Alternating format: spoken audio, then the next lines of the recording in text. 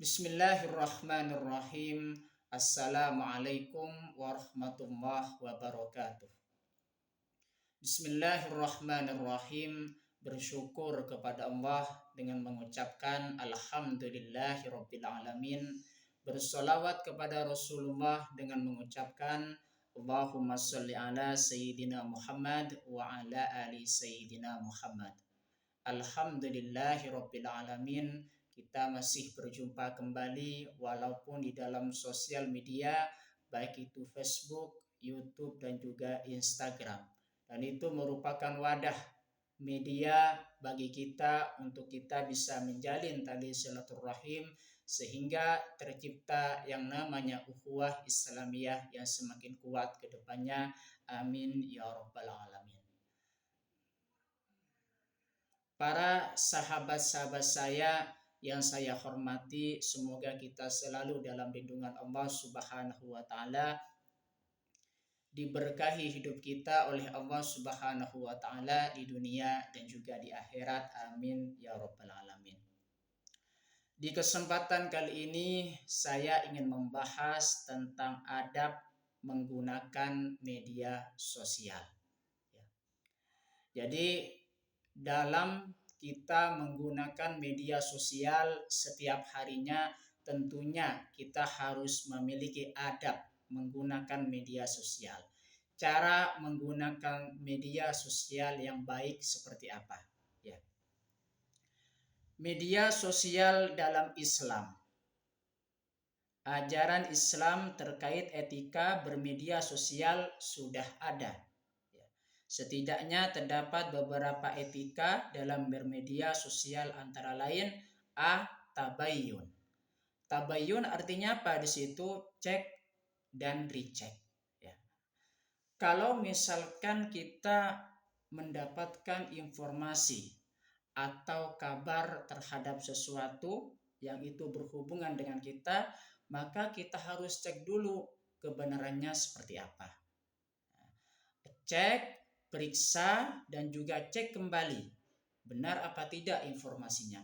Nah, dalam Islam itu dikatakan sebagai tabayyun, cek dan juga recheck. Ya. Jadi di dalam Islam itu kita diatur sedemikian rupa mengenai hal-hal yang berkaitan dengan media sosial di dalam Islam. Yang pertama apa di situ? Tabayyun, cek dan juga recheck. Dalam Al-Quran surah Al-Hujurat ayat 6 disebutkan panduan bagaimana etika serta tata cara menyikapi sebuah berita yang kita terima sebagai berikut.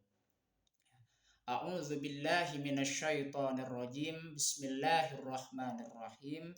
Ya ayyuhalladzina amanu in ja'akum fasikum binaba'im fatabayyanu antusibu qauman bijahalatin fatusbihu ala ma fa'altum nadimin. Ya.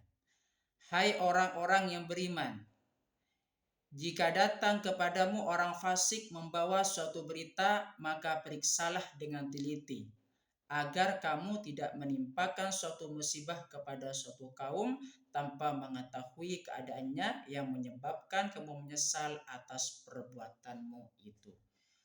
Quran surah Al-Hujurat ayat 6. Kalau misalkan kita membaca lagi tentang ayat ini, bahwasanya menjelaskan kepada kita, memberikan pelajaran kepada kita, bahwasanya setiap informasi yang kita terima, kita harus periksa dulu kebenarannya. Karena penting sekali, jikalau misalkan berita tersebut berkaitan dengan seseorang, makanya kalau misalkan kita terima berita tersebut dan menganggap itu benar tanpa kita terlebih dahulu memeriksanya kembali atau tabayyun, maka hal itu tentunya masih belum valid. Ya. Oleh sebab itu maka kita harus periksa dulu kebenarannya. Jangan sampai berita yang kita terima itu bisa merugikan orang lain karena kita sudah menganggap benar, ternyata setelah diperiksa itu berita yang tidak valid atau tidak benar. Makanya Islam mengajarkan kepada kita supaya kita tabayyun, cek dan juga recheck, memeriksa kembali terhadap berita yang kita terima. Makanya di situ kalau misalkan kita menyebarkan informasi yang belum tentu kebenarannya, maka menyebabkan kita menyesal di kemudian hari karena perbuatan kita sendiri. Ya. Quraisy Syihab menerangkan bahwa ada dua hal yang patut dijadikan perhatian terkait ayat tersebut. Pertama, pembawa berita, dan kedua, isi berita. Nah, jadi yang dimaksud di sini yang pertama siapa itu? Pembawa berita. Nah, yang kedua adalah isi beritanya. Bahwa pembawa berita yang perlu ditabayun dalam pemberitanya adalah orang fasik, yaitu orang yang aktivitasnya diwarnai oleh pelanggaran agama. Jadi orang fasik itu merupakan orang yang tidak benar ya. Ya, yang tidak benar, yang aktivitasnya apa di situ diwarnai oleh pelanggaran agama. Terus yang kedua menyangkut isi berita. Bagaimana isi beritanya tersebut? Penyelidikan kebenaran sebuah berita menjadi perhatian khusus dalam ayat tersebut. Penyeleksian informasi dan budaya literasi adalah komponen yang tidak bisa diabaikan. Jadi inti dari kita menerima berita, kita harus terlebih dahulu melihat si pembawa beritanya tersebut. Apakah termasuk orang yang jujur atau fasik? Dan juga isi beritanya berkaitan dengan hal apa? Setelah kita menerima isi berita tersebut, kemudian kita tabayun, cek dan juga recheck kembali terhadap berita yang kita terima. Itu ya, itu beberapa etika dalam bermedia sosial yang pertama. Terus yang kedua apa di situ? Menyampaikan informasi dengan benar. Ingat ya, di sini penting sekali kalau misalkan kita menyampaikan informasi dengan benar tanpa menambah atau mengurangi informasi tersebut. Islam juga mengajarkan membuat opini yang jujur, didasarkan atas bukti dan fakta, lalu diungkapkan dengan tulus. Jadi Islam itu sangat menghargai opini kita, tapi opini atau pendapat yang jujur. Bagaimana bukti dari pendapat yang jujur tersebut? Yaitu berdasarkan pada bukti atau fakta. Tidak merekayasa atau memanipulasi fakta, serta menahan diri untuk tidak menyebarluaskan informasi tertentu di media sosial yang fakta atau kebenarannya belum diketahui secara pasti. Jadi kita kalau misalkan masih belum mengetahui secara pasti kebenarannya, maka tidak boleh menyampaikan informasi kepada siapapun terlebih dahulu.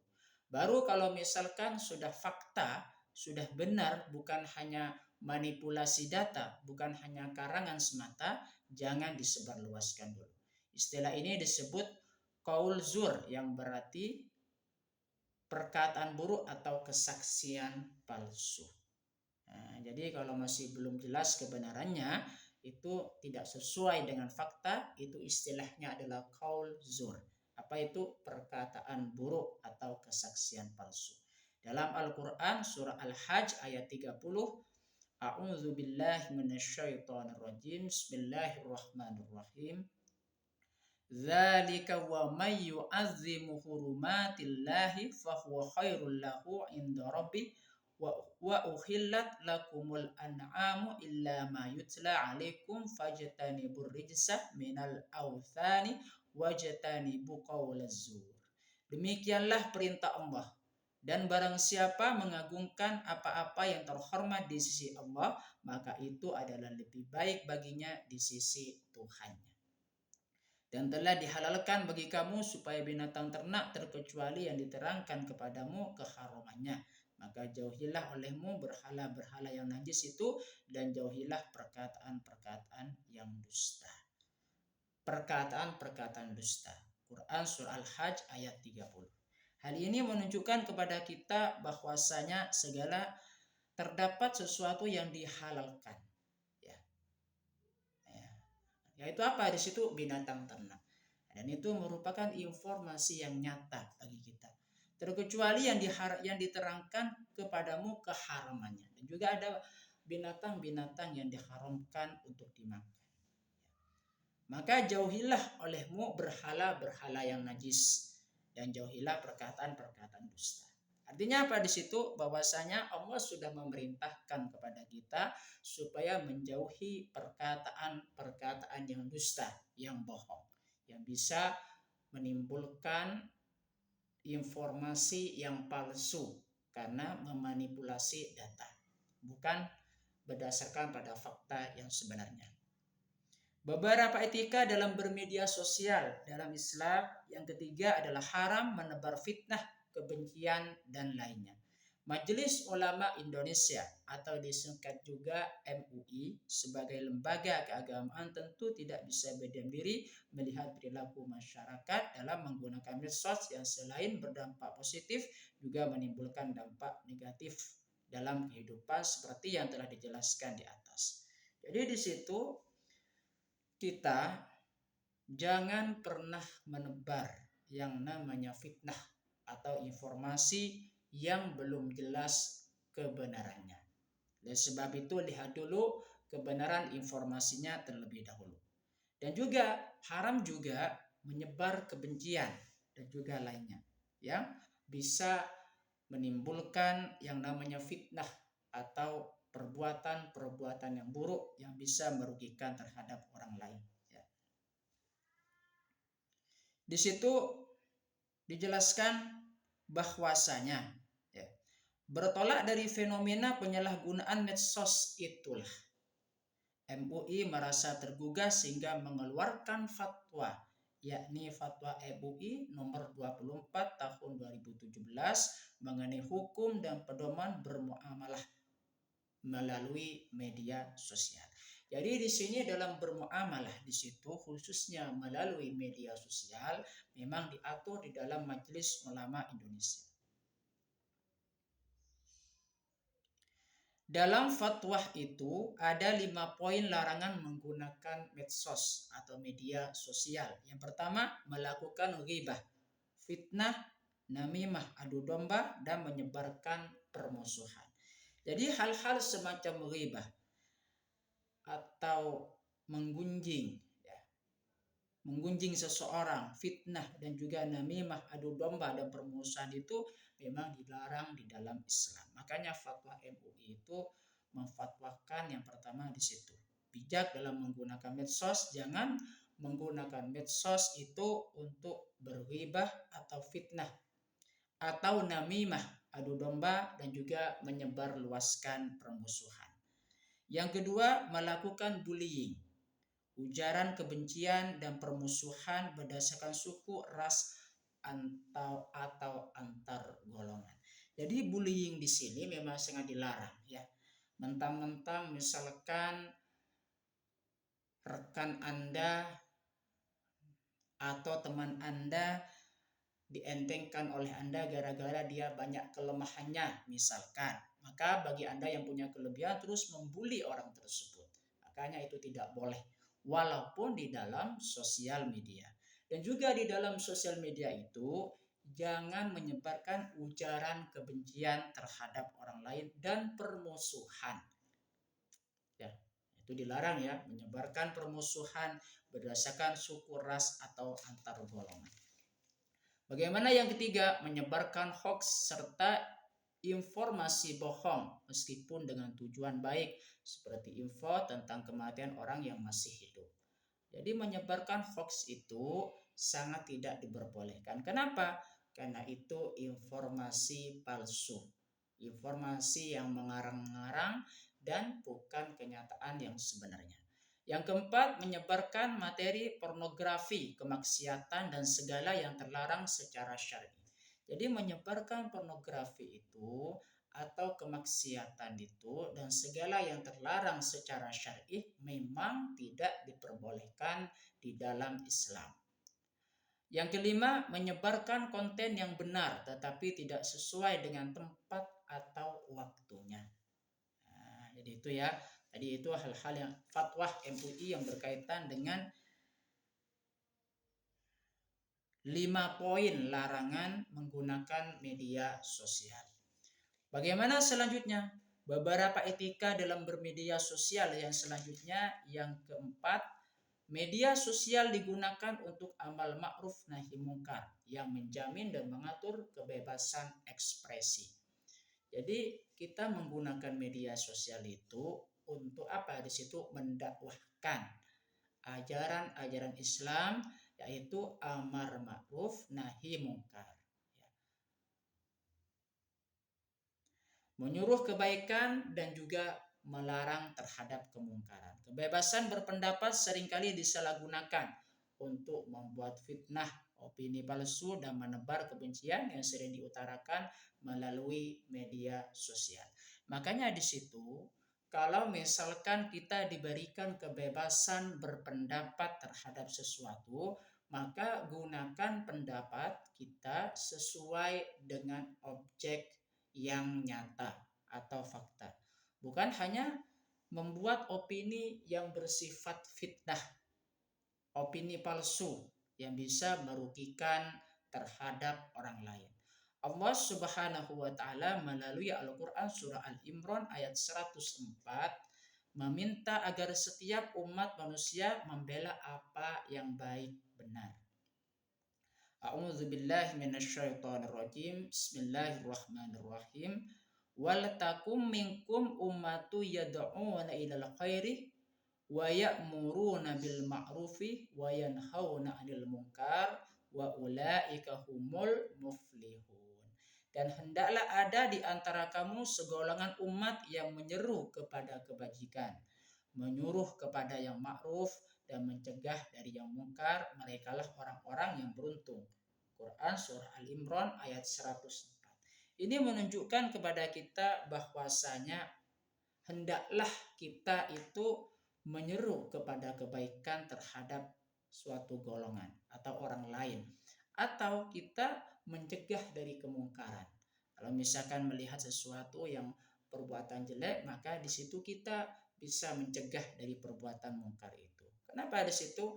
Karena kita menggunakan media sosial, digunakan untuk amal ma'ruf nahi mungkar, sehingga bisa tersaring yang positif dan kita bisa menyingkirkan hal-hal yang berbau negatif.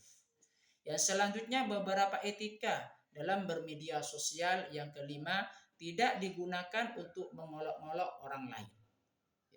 Sebagaimana disebutkan dalam Quran surah Al-Hujurat ayat 11. A'udzu billahi minasyaitonir rajim. Bismillahirrahmanirrahim. Ya ayyuhalladzina amanu la yaskhar qaumun min qaumin asa ayyakunu khairum minhum wala nisa'um min nisa'in asa ayyakunna khairum minhum wala talmizu anfusakum wala tanabazu bil alqab bi'sal ismul fusuku ba'dal iman wa man lam yatub fa ulaika humud dhalimun. Hai orang-orang yang beriman, janganlah sekumpulan orang laki-laki merendahkan kumpulan yang lain. Boleh jadi yang ditertawakan itu lebih baik dari mereka.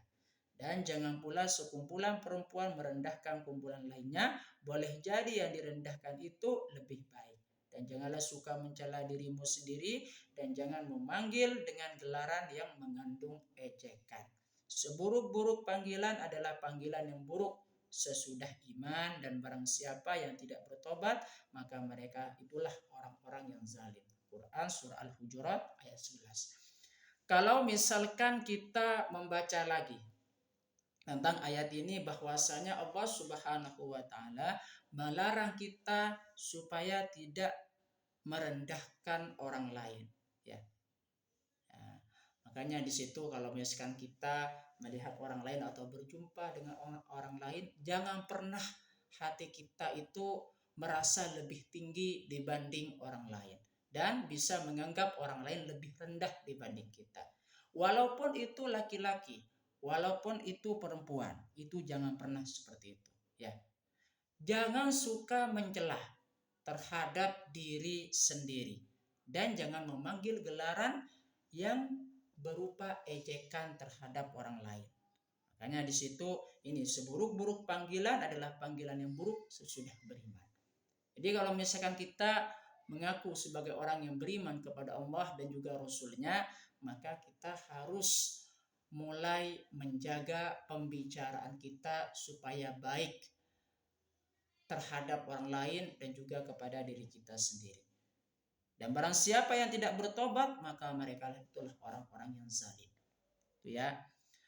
Beberapa etika dalam bermedia sosial yang selanjutnya, yang keenam, menyebarkan kebencian dan membuat berita palsu. Ya. Nah, jadi di situ ya, jangan pernah menyebarkan kebencian dan membuat berita palsu. Ya. Jadi itu sangat dilarang ya. Itu sangat dilarang oleh Allah Subhanahu wa taala, orang yang menyebarkan kebencian dan juga membuat berita palsu. Ya. Situ ya. Terus adab atau tata cara penggunaan media untuk pelajar. Bagaimana untuk pelajar? Bagaimana adab atau tata cara penggunaan media untuk pelajar? Dapat memanfaatkan Facebook untuk metode pembelajaran online sehingga belajar dan mengajar tidak monoton dan lebih fun. Jadi media sosial itu sebagai sarana kita untuk mencari ilmu dan juga mendakwahkan ilmu bagi seorang pelajar. Bagaimana adab atau tata cara penggunaan media bagi kita? Kita perlu belajar menggunakan jaringan internet secara bijak, sehingga kita tidak menjadi orang yang bercandu akan jejaring sosial. Jadi intinya di situ, dalam menggunakan media sosial, maka gunakan hal-hal yang bersifat positif saja. Dan juga jangan menggunakan hal-hal yang bersifat negatif. Juga jangan menyebarkan fitnah. Juga jangan menyebarkan kebencian, ujaran kebencian terhadap orang lain. Dan juga jangan menyebarkan informasi-informasi yang dapat merugikan orang lain, yang itu belum tentu informasi itu benar. Makanya di situ harus tabayun terlebih dahulu. Terima kasih, semoga bisa bermanfaat buat kita semua. Sebelum saya tutup, mari kita ngirim Fatihah dulu kepada baginda Rasulullah sallallahu alaihi wasallam, ila hadratin Nabiyil Mustafa Muhammadin sallallahu alaihi wasallam wa ala alihi wa ashabihi wa azwajihi wa dzurriyyatihi wa ahli baitihi wa liman dakhala fi baitihi ajma'in. Kullu syai'in lillahi lahumul Fatihah. A'udzu billahi minasyaitonir rajim. Bismillahirrahmanirrahim. Alhamdulillahi rabbil alamin arrahmanir rahim maliki yaumiddin. Iyyaka na'budu wa iyyaka nasta'in. Ihdinas siratal mustaqim. Siratal ladzina an'amta 'alaihim ghairil maghdubi 'alaihim waladdallin. Fatihah yang kedua, kita ngirim Fatihah kepada guru-guru kita, baik yang masih hidup ataupun yang sudah meninggal, dan juga ngirim Fatihah kepada kedua orang tua kita semuanya, ngirim Fatihah kepada kaum muslimin muslimat, mukminin mukminat. Dan kita berdoa kepada Allah Subhanahu wa taala supaya diteguhkan Islam dan juga iman kita, dan kita dikabulkan hajat-hajat kita oleh Allah Subhanahu wa taala. Amin ya rabbal alamin. Al-Fatihah. A'udzu billahi minasyaitonir rajim. Bismillahirrahmanirrahim. Alhamdulillahirabbil alamin. Arrahmanir rahim. Maliki yaumiddin. Iyyaka na'budu wa iyyaka nasta'in. Ihdinas siratal mustaqim. Siratal ladzina an'amta 'alaihim ghairil maghdubi 'alaihim waladdallin. Terima kasih saya sampaikan, dan juga terima kasih partisipasinya untuk semuanya. Assalamualaikum warahmatullahi wabarakatuh.